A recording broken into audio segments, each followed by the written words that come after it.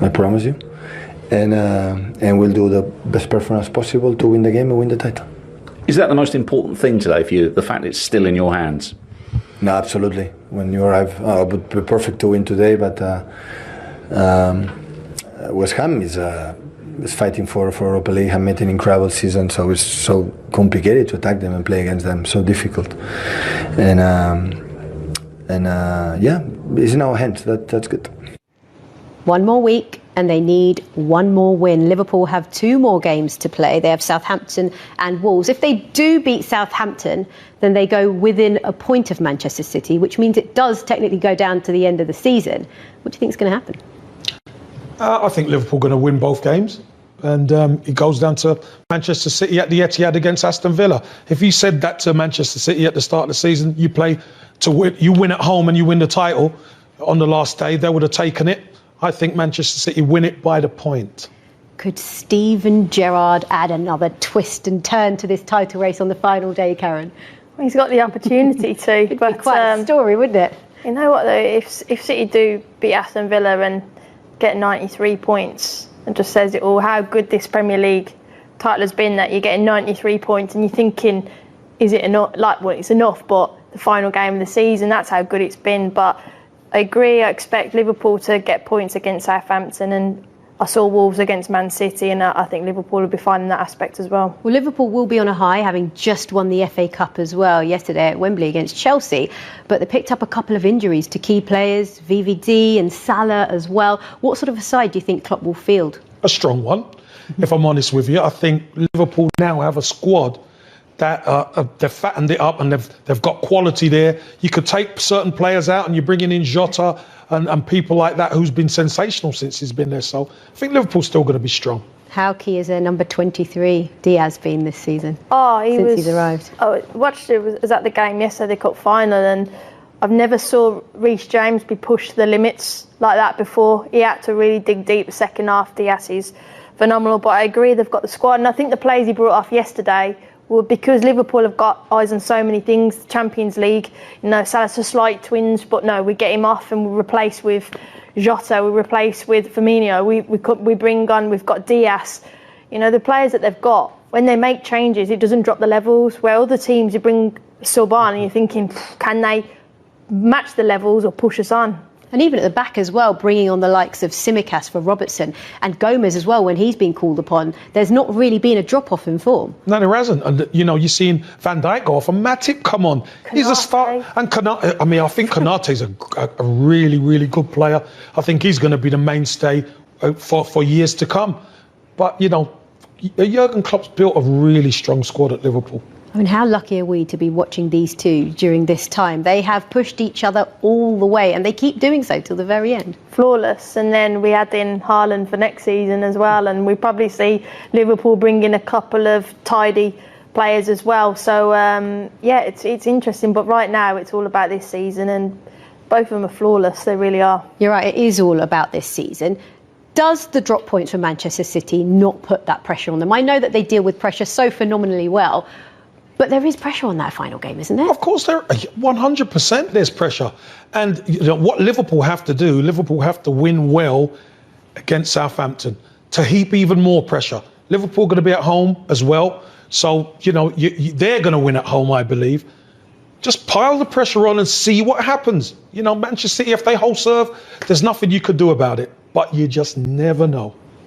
Couldn't agree. No matter what, it's in Man City's hands, but if Liverpool go on and to do what they do, they've both had brilliant seasons. And like I said, to go, if City win on 93 points and you're Liverpool and you can't match that, and best at 92, you just go, we give it our best shot. 1 point, that's just so small, the margins at the top. So now, we were actually saying in the green room, how incredible is it that none of this is sorted? It's not decided until the final day. Yeah, I think this really sums the Premier League up to how brilliant it is, because going to the final day of the season, probably nothing is going to be sorted until the end of the last day. And that is why we love this league so much. Thank you, Karen. Thank you, Kevin. It's been an absolute pleasure having your company. And as they both just said, this season has been remarkable. It goes down to the wire at all ends of the table, including that all-important title race. And this is why it's in their hands. Of course, they will have to beat Aston Villa on the last day of the season if Liverpool beat Southampton on Tuesday night, because then it will just be a point between the two. So, Kevin, how is this all going to play out? WWW. Everyone's going to win. They're going to win all their games like they usually do. But I don't see Manchester City messing up at home, and I don't see Liverpool, getting any problems with Southampton and Wolves. But Karen, could Steven Gerrard perhaps play a part here? He could. The only thing where City might come unstuck is the defence. A Watkins or an Ings running in behind again, similar to what West Ham did today.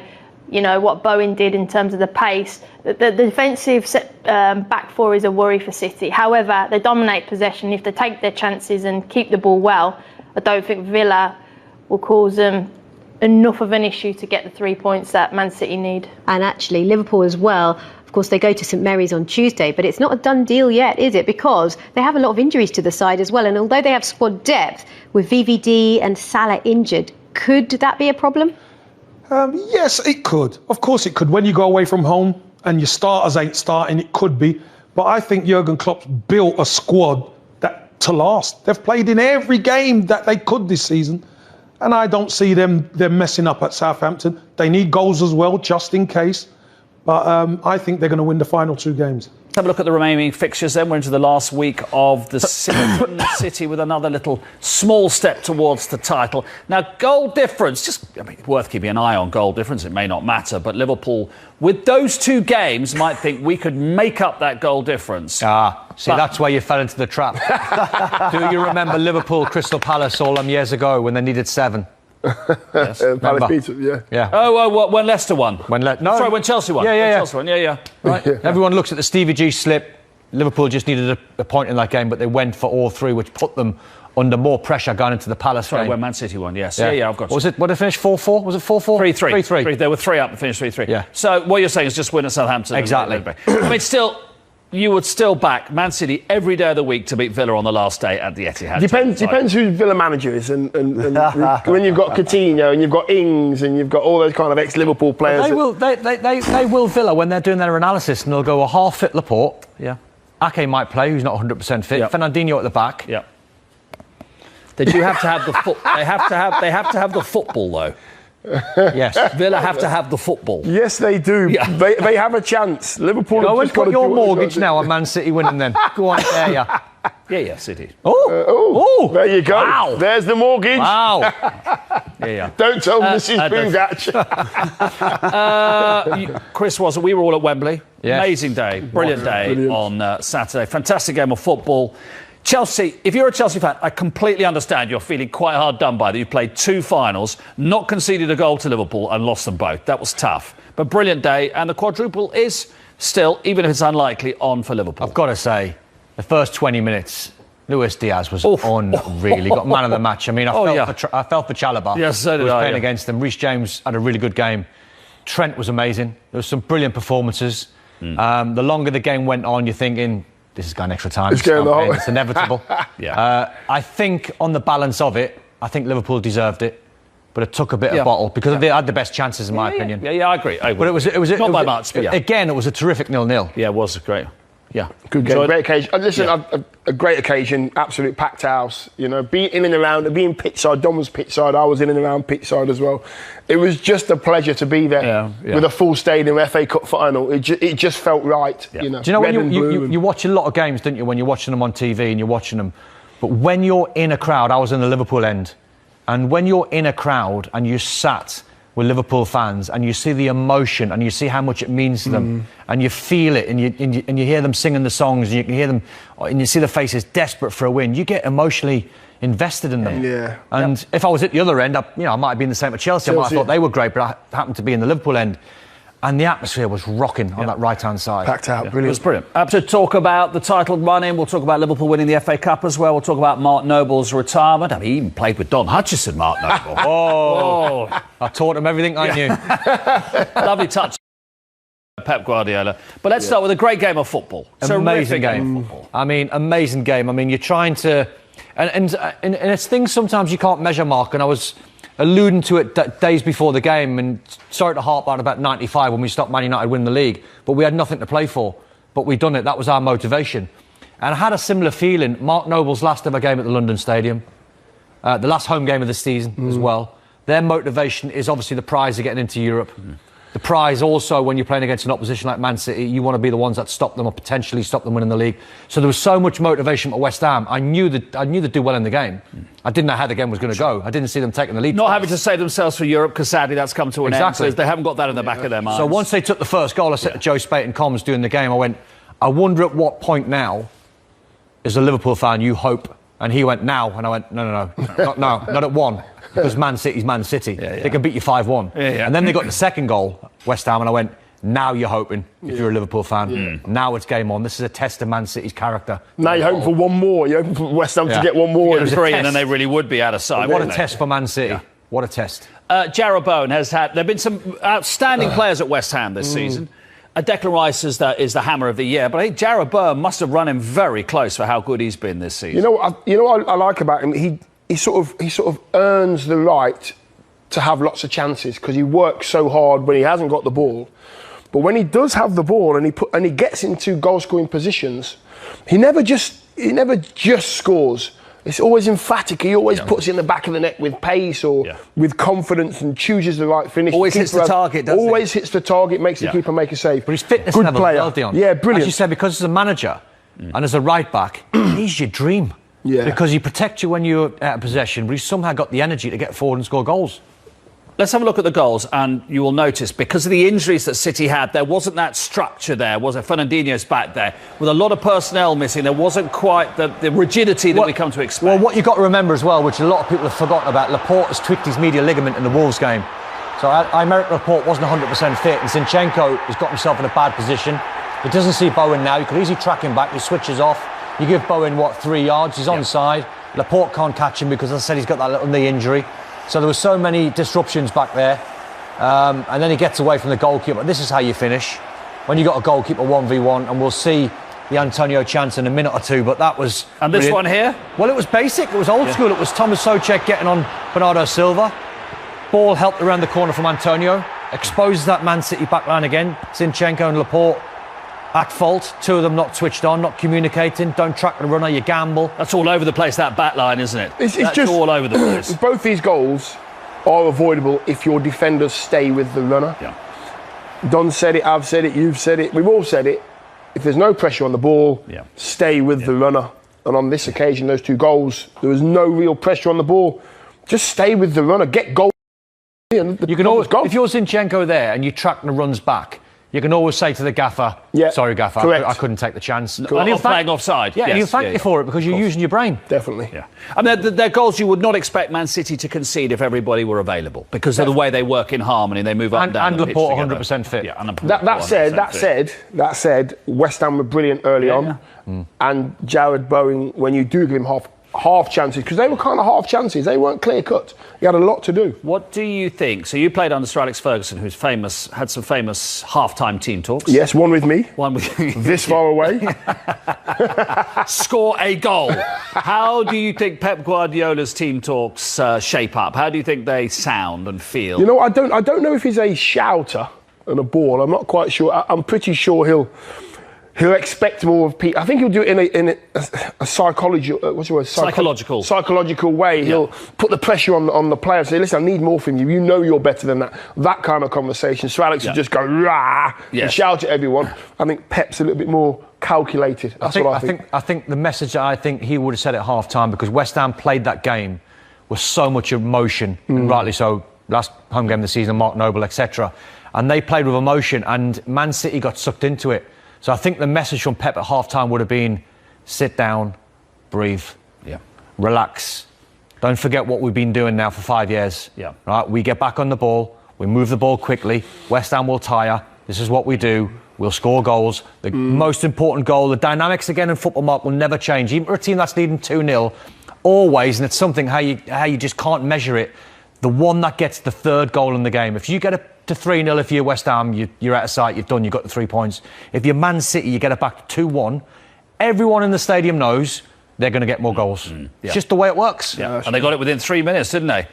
Jack Grealish as well. Back in the game, that was the goal. Because Pep would have said that. Get the first goal in the game, make it 2-1, make it uncomfortable for West Ham. Yeah, I think the keeper might have saved that, to be fair, if it hadn't taken to deflect. But the style of the finish and the way he kept it down, he didn't rush it. He was good as well, Grealish.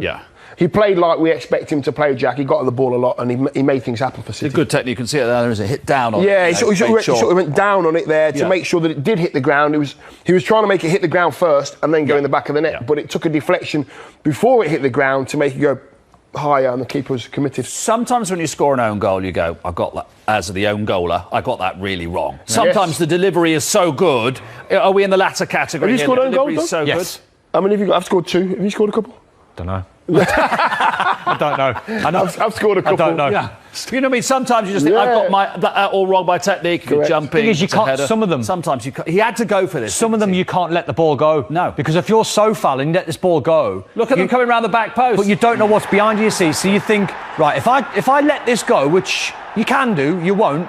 If someone taps it in, you'll beat yourself up forever saying, why didn't I try and head that? Now, again, tiredness plays a part. The only thing you can do in that situation, and as what you want to do in that situation, is you want to try and head the bottom of the ball. And heading the bottom of the ball will take it up and over the crossbar. But like I said, that is... When that's whipped in, that's easier said than done. He's actually trying to... He's trying to get it to hit the left-hand side of his head so it goes out for a corner. That's what he's reaching. And he's just trying to put it out, and it's hit the other side of his head. It's hit the other side, it's hit the other side of his forehead. So he's trying to make it go that way, out for a corner, and it's just hit the centre. It's a great centre forwards goal. No pro forever, 50 years ago, and another 50 years will ever let that go. No chance. You can't. You can't. Imagine someone just sneaks around the back and taps it in. That's what I mean. Everyone's going, what are you doing? The thing about it is, if you leave that, and you think if I touch it, it's going to go. If you leave it, your teammates are going, what have you left it for? Yeah, of course. Yeah. So just deal with it and take the consequences. Then Manchester City get a penalty. I mean, it's definitely a penalty, Chris. I think my question to you is, Anthony Taylor's in a really good position. I'm slightly surprised he didn't give it.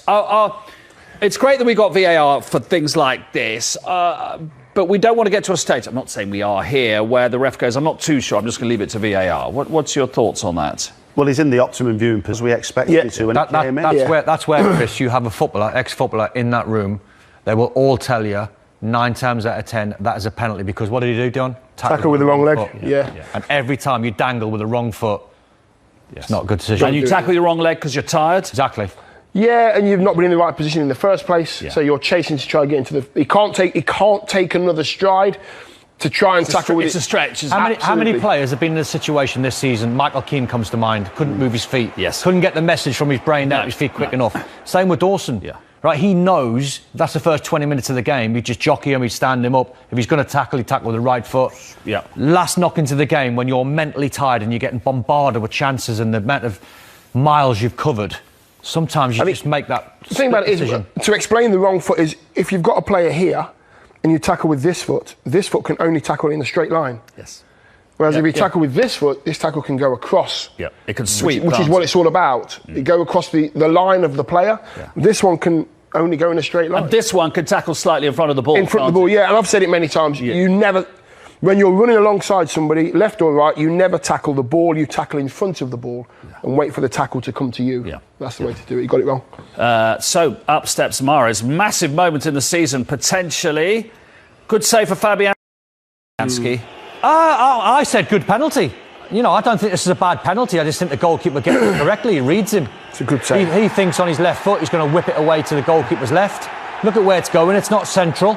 You know, that's going side netting, I think. That's a really good save, you know, because he doesn't move until the ball's actually struck. Fantastic save. I fancied him. I fancied Mahrez. The way the game had gone. Yeah. Well, remember his penalty, which we thought was it was the equaliser, although Tottenham went to win it. Remember the penalty against Tottenham? Yeah. A brilliant penalty, was it, from Mahrez? I think the way the game was going, 2-0 down, back to 2-2, it's in the script that he scores. Yeah. With our people at home, I assure you something, we'll be sold out in the Etihad Stadium, I promise you. And we'll do the best performance possible to win the game and win the title. I think us being where we are is still an incredible achievement, especially after a year in Europe as well, where, if you look at the teams who tend to play Thursday, Sunday, it becomes a real difficult season. So for us to sort of hang in there, be around the European places again, would be a great achievement for us.